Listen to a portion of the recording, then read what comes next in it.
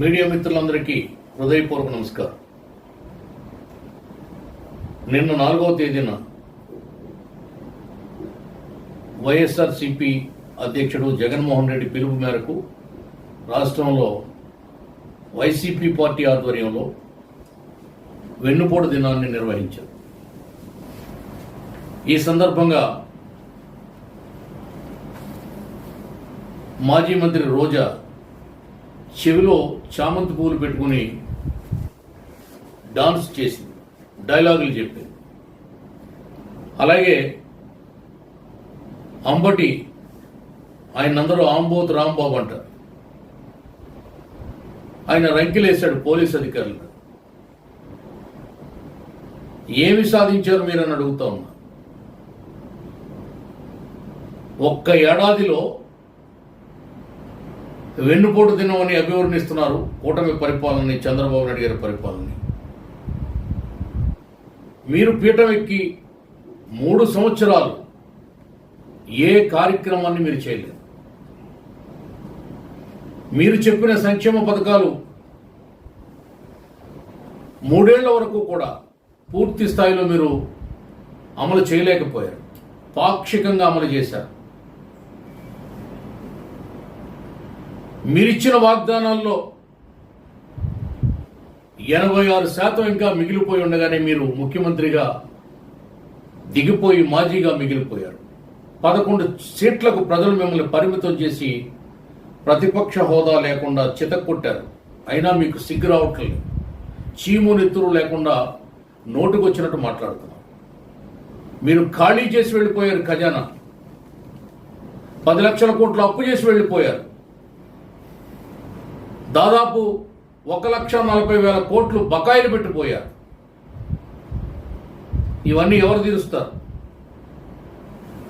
మీరు చేసిన అప్పులు 10 లక్షల రూపాయలకి అసలు వడ్డీ కలిపి ఏడాదికి 60,000 కోట్లు కట్టాల్సినటువంటి దుస్థితి ఈవేళ రాష్ట్ర ప్రభుత్వానికి దాపురించింది. పైగా చంద్రబాబు నాయుడు మాకు 19లో 5 రూపాయలు కూడా ఖజానాలో లేకుండా ఇచ్చి వెళ్ళాడు, ఖాళీ బొచ్చి ఇచ్చి వెళ్ళాడు అని చెప్పి ఎద్దేవా చేశారు. మేము 100 కోట్లతో అప్పు చెప్పామంటున్నాం. ఖజానాలో 100 కోట్లు ఉన్నాయి, బకాయిలు 1,40,000 కోట్లు ఉన్నాయి. మాయ చేయడంలో, మోసం చేయడంలో, దగా చేయడంలో మీరు మాస్టర్లు, ప్రపంచ స్థాయి మోసగాళ్ళు. మీరు బురుడీలు కుట్టించడంలో, అంకెలు సంఖ్యలు మార్చి చూపించడంలో అదే చేశారు ఇవాళ. మీరు రాష్ట్రం మీద అఘాయిత్యం చేసి, దాడి చేసి రాష్ట్రానికి రోడ్లు లేకుండా చేశారు. ఆ రోడ్లన్నీ ఈవేళ 20,000 కిలోమీటర్ల రోడ్లు వేశాం. 1,200 కోట్లు రోడ్లకు వెచ్చించాం. 4,000 రూపాయల పింఛన్లు ఇస్తున్నాం. రైతులకు మీరు పెట్టిన బకాయిలు 1,600 పైచిలకు కోట్లు మేము చెల్లించాం. మీకంటే అధికంగా ధాన్యాన్ని ఈ 2 పంట సీజన్లో మేము రైతుల దగ్గర సేకరించాం. 24 గంటల్లో వాళ్ళ అకౌంట్లో డబ్బులు వేసాం. రైతులకు బరకాలు ఇచ్చాం, సంచులు ఇచ్చాం, ట్రాక్టర్లు ఇచ్చాం, ట్రాన్స్పోర్ట్ ఇచ్చాం. వాళ్ళు ఎక్కడైనా వాళ్ళ ధాన్యాన్ని స్వేచ్ఛగా అమ్ముకునే స్వేచ్ఛనిచ్చాం. మీరు ఇచ్చిన జీవోలు రద్దు చేశాం. రాష్ట్రంలో జీవో 1 తీసుకొచ్చి సెక్షన్ 30 పెట్టి అప్రకటిత కర్ఫ్యూ పెట్టి రాష్ట్రాన్ని నిర్బంధించారు. మీరు మీ దోపిడీ కోసం అందరినీ జీరోలు చేసి మీ ముఠాతో చెలరేగిపోయి సర్వం దోచుకున్నారు. మీరు దోచుకున్నది సరిపోక ఇప్పుడు మళ్ళీ దోబుచ్చులాటకు దిగుతున్నారు, దొంగాటకు దిగుతున్నారు. జగన్మోహన్ రెడ్డి మొన్న తెనాలిలో మాట్లాడుతూ చంద్రబాబు నాయుడు గారు 22 కేసుల్లో ముద్దాయిగా ఉన్నాడు, ఆయన కూడా కాళ్లు కట్టి నడు రోడ్డు మీద పెట్టి లాఠీ చార్జీ చేయిస్తారా పోలీసులను ప్రశ్నిస్తున్నాడు.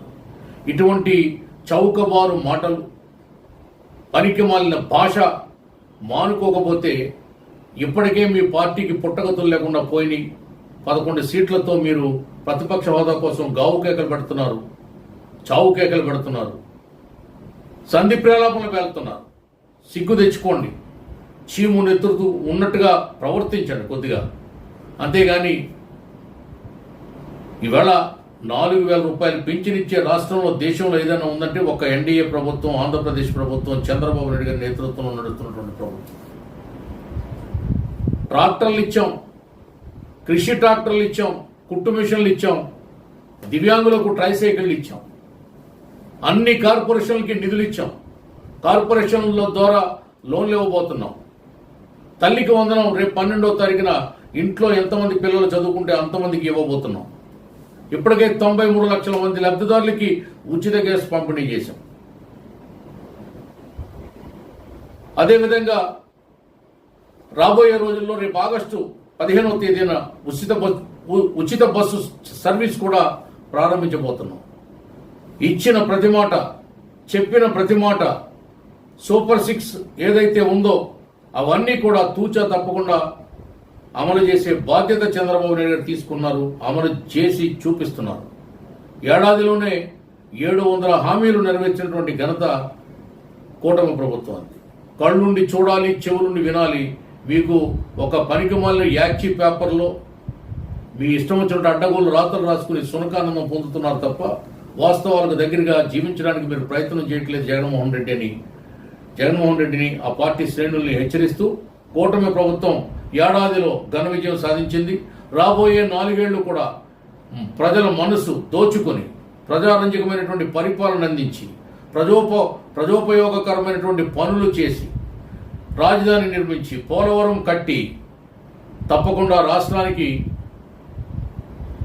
లక్షల కోట్ల పెట్టుబడులు తీసుకొచ్చి ఇప్పటికే 7 లక్షల కోట్ల పెట్టుబడి వచ్చింది రాష్ట్రానికి.